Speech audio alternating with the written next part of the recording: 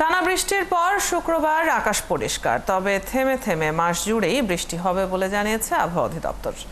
24 জুলাই থেকে সাগরে ঘূর্ণিবায়ুর আবর্তনের শক্তি অর্জন করে উপকূলে ভারী বর্ষণের পূর্বাভাস দিচ্ছে আবহাওয়া অফিস।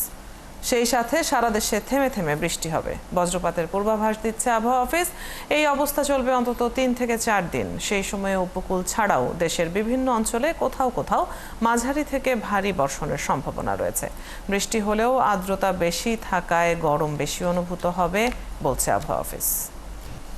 বর্ষাকালের বৃষ্টির বৈশিষ্ট্যই হলো থেমে থেমে বৃষ্টিপাত হওয়া। এক মেঘমালা থেকে আর এক মেঘমালার মধ্যে একটু পার্থক্য থাকে, গ্যাপ থাকে।